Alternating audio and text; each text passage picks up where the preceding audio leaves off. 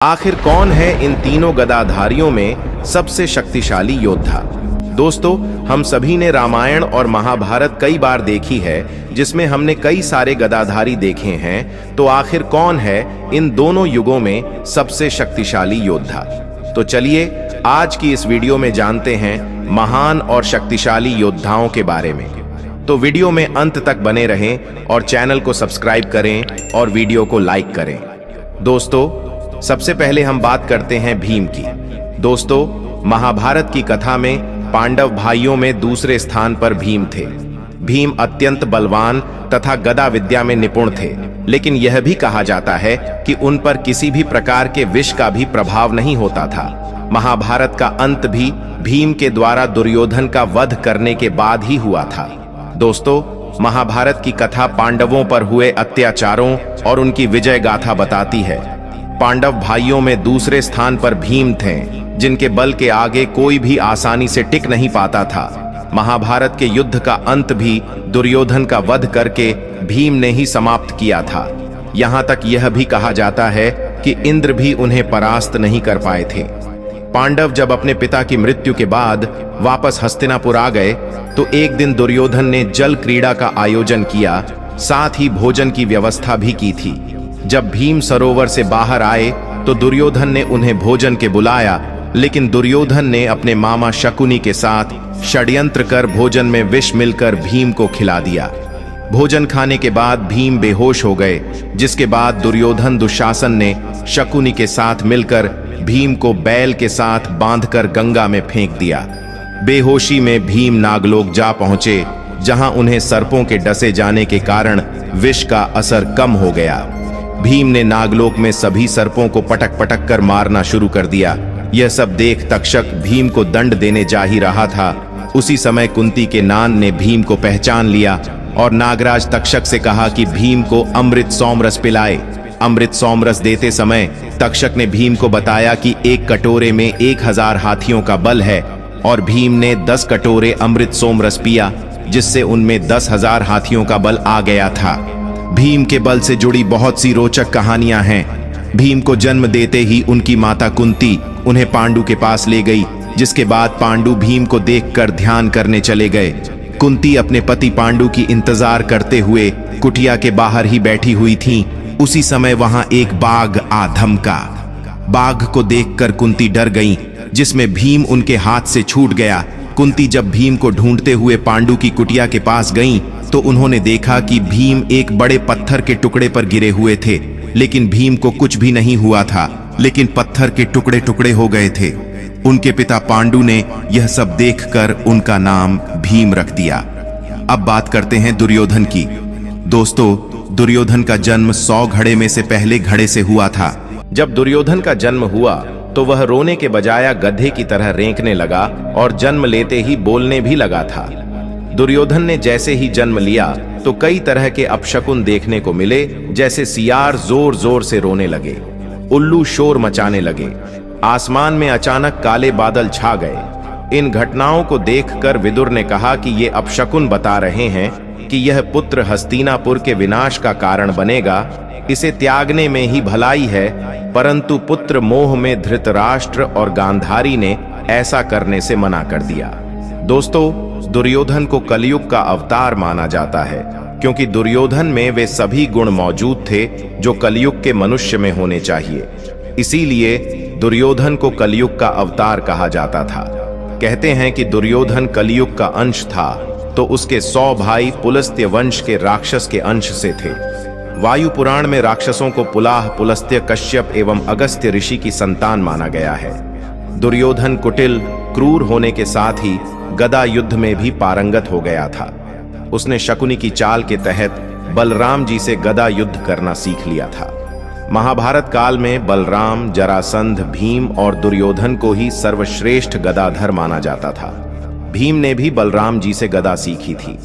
दुर्योधन की मृत्यु सबसे अंत में हुई, और खास बात यह कि महाभारत के 18 दिन तक चले युद्ध के अंत के बाद दुर्योधन और भीम के बीच युद्ध हुआ, जिसमें भीम ने दुर्योधन की जंघा उखाड़कर फेंक दी थी, जिसके चलते दुर्योधन की मृत्यु हो गई थी। एक बार महर्षि मैत्रेय हस्तिनापुर पधारे। विश्राम के बाद धृतराष्ट्र ने पूछा, भगवन वन में पांचों पांडव कुशल पूर्वक तो है ना? महर्षि ने कहा, वे कुशल हैं, लेकिन मैंने सुना कि तुम्हारे पुत्रों ने पांडवों को जुए में धोखे से हराकर वन भेज दिया। ऐसा कहकर पीछे मुड़ते हुए उन्होंने दुर्योधन से कहा, तुम जानते हो पांडव कितने वीर और शक्तिशाली हैं। महर्षि की बात सुनकर दुर्योधन ने क्रोध में अपनी जांघ पर हाथ से ताल ठोक दी। दुर्योधन की यह घमंड देखकर महर्षि को क्रोध आ गया और उन्होंने कहा, तू मेरा तिरस्कार करता है, मेरी बात शांतिपूर्वक सुन नहीं सकता। जा घमंडी, जिस जंघा पर तू ताल ठोक रहा है उस जंघा को भीम अपनी गदा से तोड़ देगा। बस यही शाप दुर्योधन को ले डूबा। अब बात करते हैं हनुमान जी की। दोस्तों, हनुमान जी की माता का नाम अंजना है, जो अपने पूर्व जन्म में एक अप्सरा थीं। हनुमान जी के पिता का नाम केसरी है, जो वानर जाति के थे। माता पिता के कारण हनुमान जी को आंजनेय और केसरी नंदन कहा जाता है। कपिस्थल कुरु साम्राज्य का एक प्रमुख भाग था। हरियाणा का कैथल पहले करनाल जिले का भाग था। यह कैथल ही पहले कपिस्थल था। कुछ लोग मानते हैं कि यही हनुमान जी का जन्म स्थान है। दोस्तों, हनुमान जी इस कलयुग के अंत तक अपने शरीर में ही रहेंगे। वे आज भी धरती पर विचरण करते हैं। हनुमान जी को धर्म की रक्षा के लिए अमरता का वरदान मिला था। इस वरदान के कारण आज भी हनुमान जी जीवित हैं और वे भगवान के भक्तों तथा धर्म की रक्षा में लगे हुए हैं। जब कल की रूप में भगवान विष्णु अवतार लेंगे, तब हनुमान, परशुराम, अश्वत्थामा, कृपाचार्य, विश्वामित्र, विभीषण और राजा बलि सार्वजनिक रूप से प्रकट हो जाएंगे। कलयुग में श्री राम का नाम लेने वाले और हनुमान जी की भक्ति करने वाले ही सुरक्षित रह सकते हैं। हनुमान जी अपार बलशाली और वीर हैं और उनका कोई सानी नहीं है। धर्म की स्थापना और रक्षा का कार्य 4 लोगों के हाथों में है, दुर्गा, भैरव, हनुमान और कृष्ण।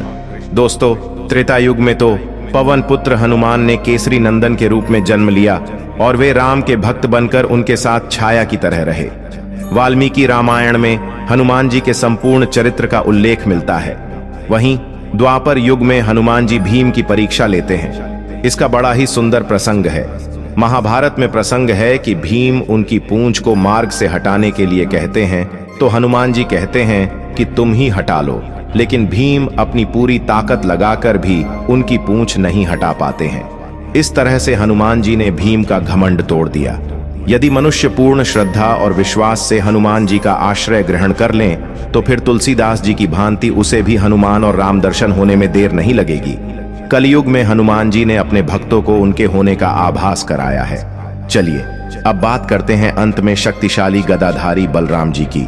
दोस्तों, कृष्ण को विष्णु तो बलराम को शेषनाग का अवतार माना जाता है। कहते हैं कि जब कंस ने देवकी वसुदेव के 6 पुत्रों को मार डाला, तब देवकी के गर्भ में भगवान बलराम पधारे। योग माया ने उन्हें आकर्षित करके नंद बाबा के यहाँ निवास कर रही श्री रोहिणी जी के गर्भ में पहुंचा दिया। इसलिए उनका एक नाम संकर्षण पड़ा। बलराम जी का विवाह रेवती से हुआ था। बलवानों में श्रेष्ठ होने के कारण उन्हें बलभद्र भी कहा जाता है। इनके नाम से मथुरा में दाऊ जी का प्रसिद्ध मंदिर है। जगन्नाथ की रथ यात्रा में इनका भी एक रथ होता है।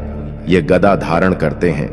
मौसूल युद्ध में यदुवंश के संहार के बाद बलराम ने समुद्र तट पर आसन लगाकर देह त्याग दी थी। जरासंध को बलराम जी ही अपने योग्य प्रतिद्वंदी जान पड़े। यदि श्री कृष्ण ने मना न किया होता तो बलराम जी प्रथम आक्रमण में ही उसे यमलोक भेज देते। दोस्तों, भगवान कृष्ण के बड़े भाई बलराम ने श्री कृष्ण को कई बार समझाया कि हमें युद्ध में शामिल नहीं होना चाहिए, क्योंकि दुर्योधन और अर्जुन दोनों ही हमारे मित्र हैं। ऐसे धर्म संकट के समय दोनों का ही पक्ष न लेना उचित होगा।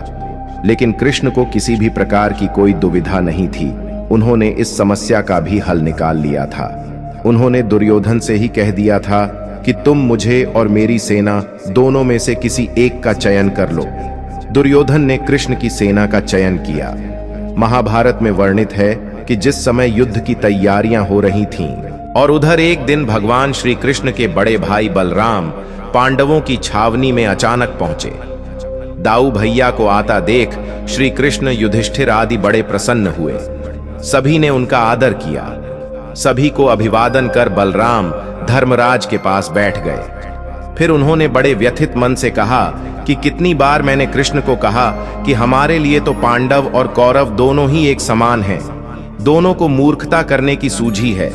इसमें हमें बीच में पड़ने की आवश्यकता नहीं, पर कृष्ण ने मेरी एक न मानी। कृष्ण को अर्जुन के प्रति स्नेह इतना ज्यादा है कि वे कौरवों के विपक्ष में हैं। अब जिस तरफ कृष्ण हो उसके विपक्ष में कैसे जाऊं? भीम और दुर्योधन दोनों ने ही मुझसे गदा सीखी है। दोनों ही मेरे शिष्य हैं। दोनों पर मेरा एक जैसा स्नेह है। इन दोनों कुरुवंशियों को आपस में लड़ते देखकर मुझे अच्छा नहीं लगता, अतः मैं तीर्थ यात्रा पर जा रहा हूं। तो ये हैं वो 4 शक्तिशाली गदाधारी जो पल में सब कुछ समाप्त कर सकते थे। तो इसी के साथ धन्यवाद दोस्तों।